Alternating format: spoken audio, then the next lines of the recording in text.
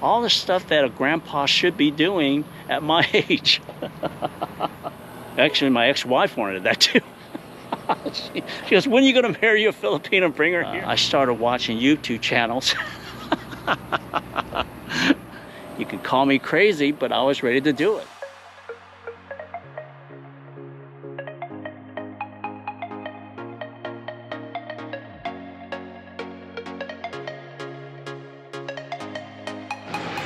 Hey guys, I hope you guys are having a great day.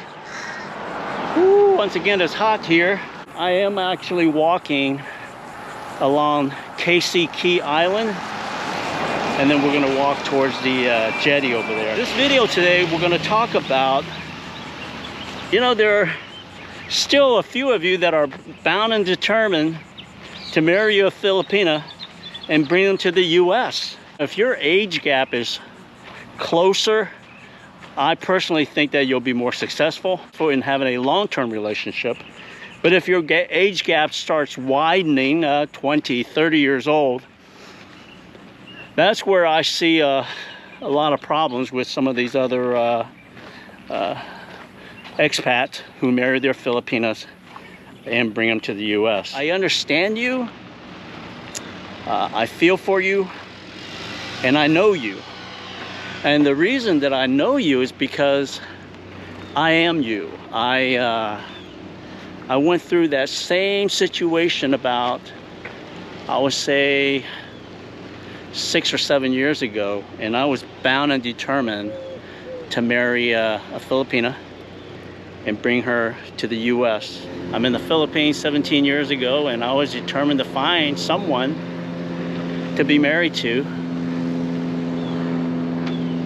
And what took Ray Oliver one trip, and he found his love life. What took Johnny Carter one trip to the Philippines, and he found his special someone and married her. Me, it took me almost 11 years. And then I ended up finding someone that I said, this was it, no more dating.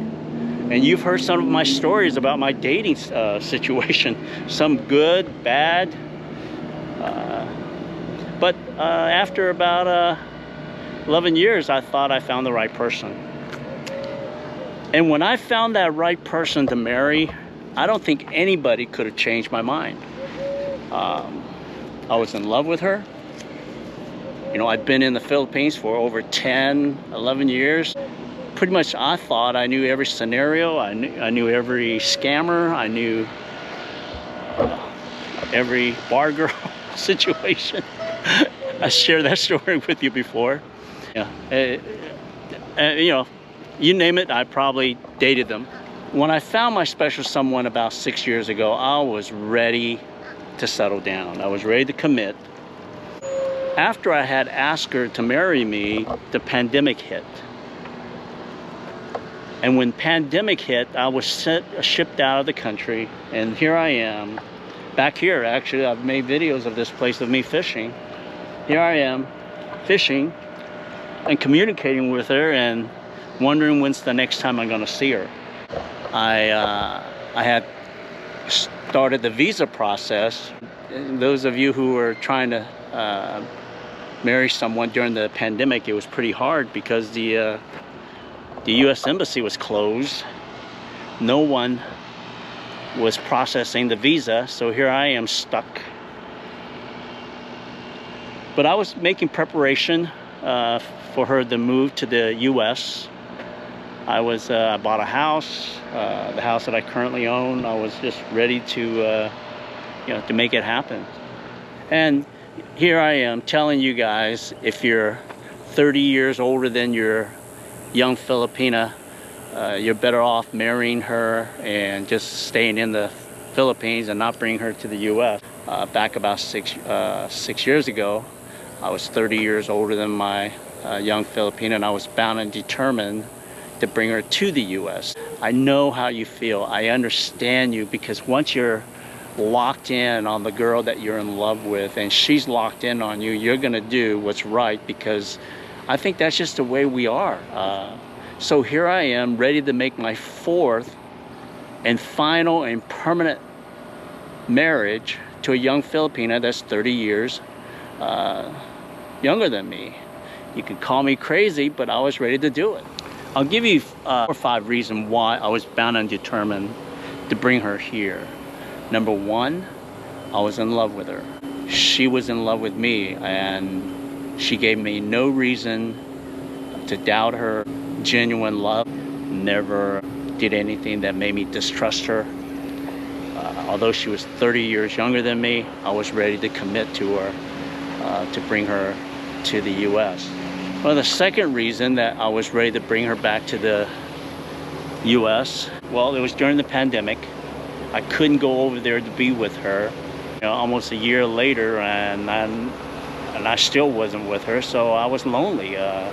She and I had been together for a couple of years in the Philippines, and I actually had asked her to marry me right before the pandemic.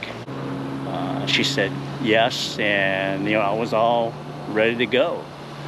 But moving forward, here I am in this beautiful island here in KC Key, fishing almost every day. I'm lonely. I'm thinking about her almost every day. We talk to each other almost every day, and I was laser focused on bringing her to the U.S. And you know the American dream. You're married, you have kids, you got grandkids during Christmas. Everybody's over at your house. You're celebrating Christmas together. You're celebrating Thanksgiving together. I had all that in my mind, and I wanted to have that. My kids were here. They wanted that. My grandkids were here. They wanted that. Actually, my ex-wife wanted that too. She goes, when are you going to marry a Filipino and bring her? Oh, that was pretty funny. Oh my gosh. And my mom, she wanted that. And all my friends, they live probably about 20 minutes from me. And, we were all excited for me to get married. That was, the second reason. The third reason, well, I was always this type of guy where if you do what's right, and I always thought that, eventually when you date someone, that person, if you're in love with her, you should marry her. And that was my traditional value that I was brought up in, and that's how I thought back then. So that was reason number 3, my traditional value. Reason number 4 was because, my kids were pulling for me. They knew that why I was in the Philippines. They wanted me home more often than not. My mom was pulling for me. My best friends were pulling for me. So everybody was pulling for me to find the right girl. And I was pulling for myself. I wanted to find that right girl. I thought I had enough experience after 11 years that I found the right person, the right timing, and the right way of going about it. So that was the reason number 4, to the influence of my family. And I'm saying these things because I know that you guys are going through this. And there's not wrong. I truly believe in all those reasons for bringing a Filipina that was 30 years younger than me, and bring her on a fiancé visa and marrying her. That's what I wanted to do. I don't think anybody could have changed my mind at that moment. Reason number 5, I was tired of dating Filipinas. It's time to settle down. There is a point in going over there, and you have all these young Filipinos that falls in love with you for one reason or another. You may say, I don't want to date anymore. I just want to settle down. And that happened to me. That I decided to marry a Filipina that was 30 years younger than me, and then bring her to the U.S. Reason number 6, I was just plain stubborn. Nobody was going to tell me no. I was bound and determined to prove myself right, that I can make it happen. I could do the right thing. You meet someone, you date them, you fall in love, you get married, and you have children, and so on and so on. Well, even though I had some negative influences, people saying, oh, don't bring her to the U.S., she's gonna scam you. It didn't matter. I was stupid enough to believe in my own strength. I was willing to make it work. And plus, I have failed in 3 other marriages. And for me, failure is not an option. So that's why I was willing to do number 4, because I wanted to make it right. I wanted to get married, have a family in the U.S., a traditional family. I wanted my kids to come to my house, my grandkids to come in my house, to swim in my swimming pool. I get to watch them grow up, and to celebrate Thanksgiving, celebrate their birthdays, celebrate Christmas together. You know, we can go boating together, go fishing together, all the stuff that a grandpa should be doing at my age with a 30-year-old young Filipina. All right, those were the reason why I was gonna be married. Nobody's gonna tell me any difference, and I know a lot of you are thinking the same way, right? But that's not what happened. A lot of you are probably asking me, so what happened? Did you get married? Did you not get married? What happened? Well, why didn't I marry my young Filipina and brought her to the U.S.? Well, here's the reason why we're not married. Since I could not go back to the Philippines to marry her, and there was this pandemic going on, the visa process was taking too long, and a year later I'm thinking, what's gonna happen? You know, my love for her is so strong, so is hers for me. The only thing that was stopping us was because of the pandemic, because I couldn't get over there. I started watching YouTube channels. That's when I actually started watching YouTube. I ran into a channel where this guy was had married his Filipina online, and I started doing a little bit of research of that company, and you know, they were a legit company. People were actually married, and I figured that, hey, why don't I marry her online? Did my research, and I think we were going to have a June wedding. So I told her the good news that you know, we're going to get married, and once I get married, then I'll be able to come back to the Philippines. You know, we were both excited about that. But the craziest thing happened right before the wedding. You got to think about it. The wedding was going to be in June. April, tax season comes around, and I'm getting ready to do my taxes, and I didn't have all my paperwork ready, so I call my CPA, who has been doing my taxes for the last 30 years, and I said, hey, you know, I need an extension, and it's about a 6-month extension. By the way, next year I will be married, and I won't be filing single again. And then he said, well, congratulations, Sam, that's great. And this is what he said. He goes, Sam, you know, I've known you for over 30 years. You've been married and divorced for 3 times now. And he went through each one of those divorces. He goes, you probably would be a little bit, you have a little bit more retirement money in your banking account if you didn't have all those divorces. And I was like, yeah, but you know, I don't care. He goes, you know what, why don't you just ask if she'll do a prenuptial agreement? This way, you know, you're protected a little bit. Because I know that, you know, you're getting to an age that you can't keep getting married and have to split your assets. It's going to be hard. You know, you're not going to want to work for the rest of your life. As he's saying that to me, now my mind is thinking, you know what? Maybe I should get a prenuptial. So that's what started this whole thing. Here I am, and this, you know, we're looking at April, and we're getting married in June. I wasn't prepared to do a prenuptial agreement. I did not do it with my 3 other ex-wives. And I'm thinking, you know what, Sam, maybe he's right. You know, maybe you should get a prenuptial. No. So I stalled, you know, for almost a month without mentioning to my special someone about this prenuptial agreement that was on my mind for the last month and a half. And I think it was about 3 weeks before the wedding, the online wedding.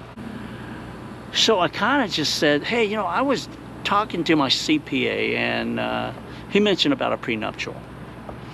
And I'm leaning towards that, and I think we should get one, if you don't mind signing the prenuptial agreement before we get married.